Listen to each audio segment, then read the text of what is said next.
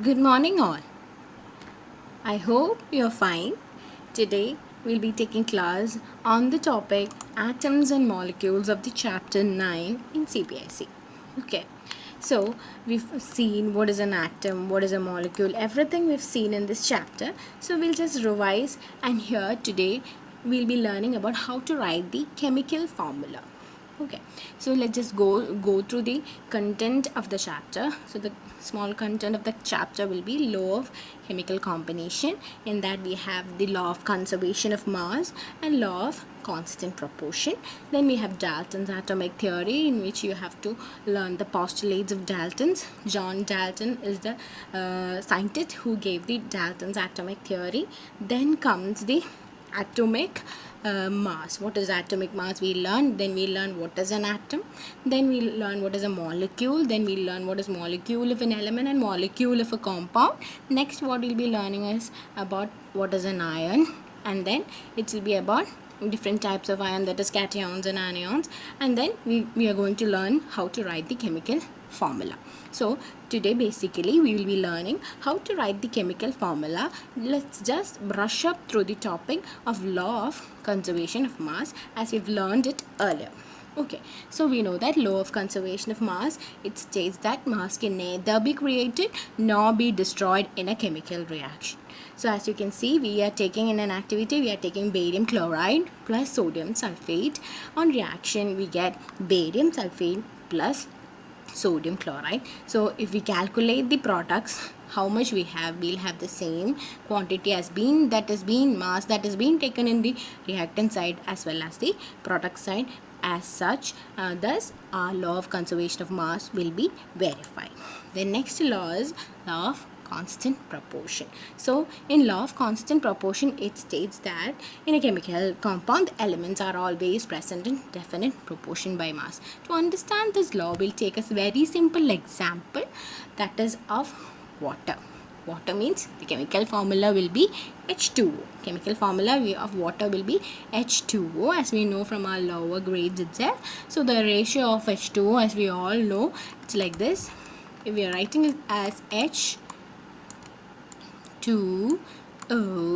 we know that we have 2 hydrogen and 1 oxygen. 2 hydrogen and 1 oxygen, that is the ratio will be always 2:1.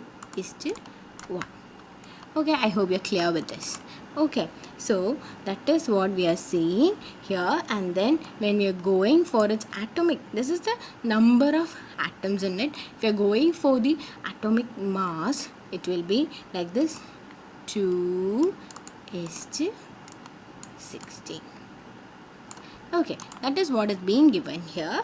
That is hydrogen always contains 2 elements of hydrogen and oxygen combined together in same ratio of 2:16 or 1:18 by mass. Okay, when we cancel it out, we get 1:18. That is here, that we will cancel this out and we will get 1:18. 1:, not 18, it will be 1:8. 1:8 will be the ratio that we will be getting. I hope you're clear with this. Okay, so next we'll go for the next part of the PowerPoint, that is about Dalton's atomic theory. So as you can see, there are 6 atomic theory. Dalton's postulates theory means there are 6 postulates that we are going to study. That is, first postulate is matter is made up of tiny particles called as atoms. The smallest unit is called as the atom. Second is atoms are indivisible and cannot be created or destroyed in a chemical reaction. So we cannot create or we cannot destroy an atom. It is already present in the universe. Atoms of given element are similar in mass and of its properties. The fourth property is atom of different elements have different masses and properties. Then the fifth postulate comes as atoms combines in small whole number ratios to form compounds. Sixth postulate is in a given compound the relative number and kind of atom are constant. Okay, we are moving forward because we are going to study how to write a chemical reaction. chemical formula. Okay, so we have to go for that. That is why we are moving forward in a little bit fast pace. We are just brushing up the concept. Okay, atom, as we all know, the smallest particle of an element that may or may not exist independently and retains all its chemical properties. Can you give an example for an atom? Example for an atom can be hydrogen is an atom, isn't it? Hydrogen can exist as an atom. Oxygen can exist as an atom. So these are all examples of atoms. Okay, after that, next we are going for the symbols. Symbols that we are in your 9th grade, we are introducing the symbols as a new concept, and the symbols of different elements we can see here. Always when we are writing the symbols has to be represented with alphabets, is letters, and the first letter should be always capital, second letter should be small letter. Okay, we can see the symbol of many elements: aluminium Al, argon Ar, barium Ba, boron B, bromine Br, calcium Ca, chlorine Cl, cobalt Co, copper Cu. So you can ask me, why is copper Cu not Co and cobalt is Cu? Okay, that is derived from its Latin name, that is cupra. Okay, fluorine F, gold, here again gold Au, so it is derived from its Latin word, that is aurum. Okay, Au, hydrogen H, iron I, iron, iodine I, iron Fe, ferrum is a Latin name. Then lead Pb, plumbum, magnesium Mg, neon Ne, nitrogen N, oxygen O, potassium K, silicon Si, silver Ag, sodium Na, sulfur S, uranium U, zinc Zn. So we are supposed to learn all the symbols by heart, and we are going to write the chemical formula with the symbols. So we have to learn the symbols. There is no exception for that. We are supposed to write and learn the symbols. So if you are at home, take a pen, write down all the symbols in your notebook and write and learn. After the class, please note down the names and write it again for 10 times. Only then you'll be remembering the symbols. Symbol is to be learned by heart, just like we learn the multiplication tables in our smaller classes. Okay, then next we are going for atomic mass. Before going to atomic mass, we'll just go for ions. So we'll see what is ions. After the symbols, we go for ions. So ions are basically charged particles. Charged particles are called as ions. And one of the very important point is to be noted is what is valency. That is the combining capacity of an element. So when you are learning the ionic symbol, we can classify it into two types. Ions can be classified into two types that we are going to learn right now. After rubbing, I'll show you what it is. Okay. Ions are two types.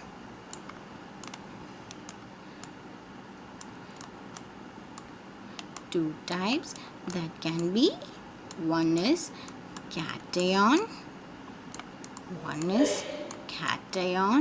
and another one is anion.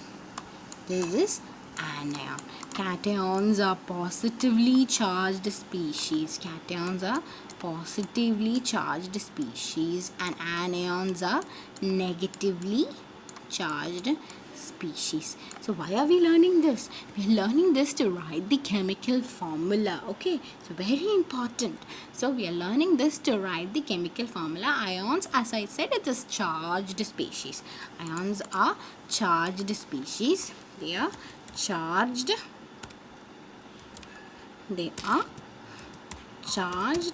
species.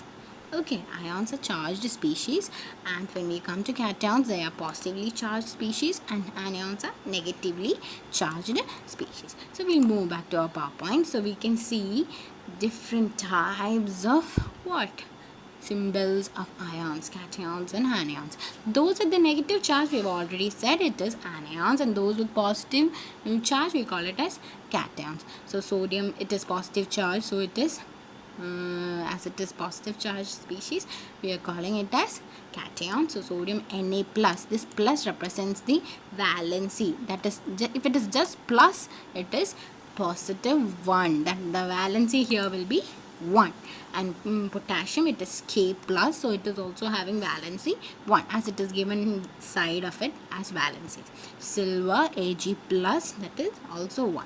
Copper 1 and copper 2 is there. It takes us at 2 oxidation states. So copper 1 is plus 1 oxidation state is there, and plus 2 oxidation state is there. So the valency is for copper 1 will be Cu plus, and if the valency will be 1, and copper 2, that is Cu2 plus, the valency will be 2. Next comes the magnesium, that is Mg2 plus. Calcium, that is Ca2 plus. Zinc, Zn2 plus. Fe also exists in two forms, that is Fe2 plus and Fe3 plus, but that's not given here, so only 2 plus is given here, so we'll be learning about Fe2 plus here. Then aluminum Al3 plus. Hydrogen can exist as two forms, as H plus and H minus. That is, H plus will be hydrogen H plus. Hydride is existing as a negative, that is anion. We are going to start with the anions, that is H minus is an anion, hydrogen anion. Chloride Cl minus. Bromide Br minus. Bromide I minus. Oxide O2 minus. Nitride N3 minus. Aluminium will be NH4 minus. This 2 minus means the valency will be 2. Then when it comes to ammonium, you can see it is polyatomic. You have more than 4 atoms in it, 4 hydrogen and 1 nitrogen, so it is polyatomic, and it has its charges 1 minus, so its valency will be 1. Hydrogen, it is diatomic, so it is OH minus, and its valency is 1. Nitrate is NO3 minus, and it is polyatomic and or tetravalent, or it is 1 minus. And hydrogen carbonate HCO3 minus, carbonate CO3 2 minus. You can see the 2 minus, so 2 will be the valency. Sulfite is SO3 2 minus, sulfate is SO4 2 minus, and phosphate PO4 3 minus. This we have to learn. There is no other way to learn this. By writing chemical formula, we'll be learning it, we'll be using it, and we have to learn this box. Okay, so when you're going for writing the chemical formula, there are certain rules to be learned. Only after learning the rule, you'll be able to write the chemical formula, which is the very basic of chemistry. Okay, if you go to your 10th grade without learning to write chemical formula, you can't go to your 10th grade in CBSE, because in CBSE you will have to write the chemical reactions. So how do you write chemical reactions? You write chemical reactions with chemical formula. So we'll just go through all the rules. You don't have to learn the rules by heart. You just have to write the chemical formula when the question is given to you. Write the symbol or formula of the element or ion, so that the symbol of the metal or positive is in the left, and the symbol of the formula of the negative ion is in the right. So cation is to be right in the left, and cation is to be written in the left, and anion in the right. Then write the valencies of the element or ions below the element or ions. So after that, we are going to write the valency of it, as we have written the charge above. Okay, then what we'll do, we'll be doing the crisscross. This method is called as crisscross method, and cross over the valencies. Here you can see we are crossing over the valency. And polyatomic ions like this, these kind of ions, these are called as polyatomic ions. These ions is to be written in brackets, enclosed in brackets while we are writing the chemical formula. So now we'll write the chemical formula of HCl. Okay, now we'll write the chemical formula of HCl. Okay, so what I'm going to do is I'll write the question. Write the chemical formula of hydrochloric acid. Bracket, I will give HCl. This I'm just giving you, but we have supposed to write it. So first, what we are going to write, we'll write symbol. Then here we have to write, as to the left we have to write the cation. Then after this again we have to write the anion symbol, and after that what? Valency. These are the steps we are following. Okay, valency. Then again we have to write the formula.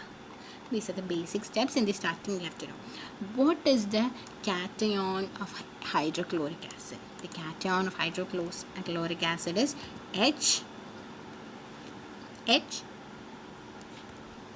plus. Plus is to be represented as above, like this. I'll write it with this. Okay, H plus, and again anion here is Cl, then minus. Okay, then valency will be, as you know, it's just a plus 1. What will be the valency? Valency would be 1, and here the valency would be here the valency would be 1. And what we are going to do is we are going to cross multiply the valency of chlorine with hydrogen and hydrogen with chlorine, and I'm going to put an arrow mark like this. Okay, so what we'll get as formula, we'll be getting capital H, C and L. So this is the formula. You will write like this: H1, then Cl1. If we write, since it's same, we can write it like this, equal to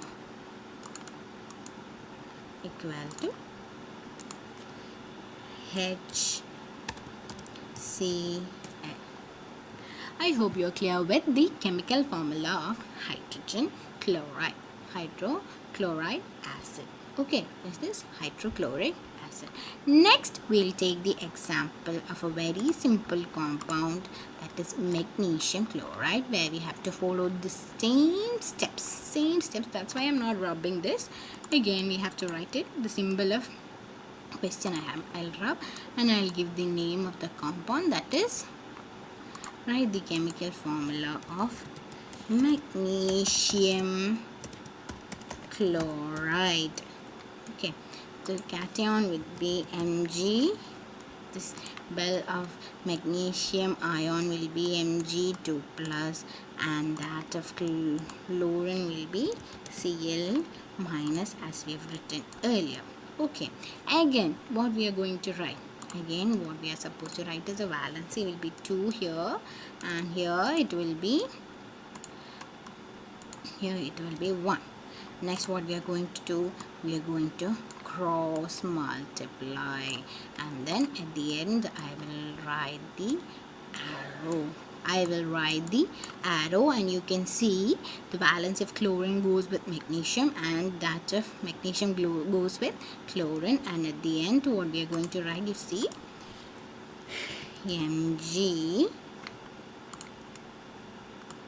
Mg1, then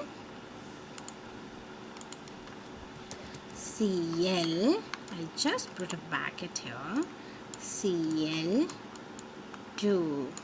So how I'll be writing after this will be like this. It is Mg Cl MgCl2. 1 it's not needed to write because it's clearly understood. This should be always subscript. Okay, I hope you are clear with how to write the chemical formula. Is it clear? Okay, next day we'll move forward with more examples. Thank you, my dear children, and if you have any doubt you can ask me. Is there any doubt? Okay, thank you, children.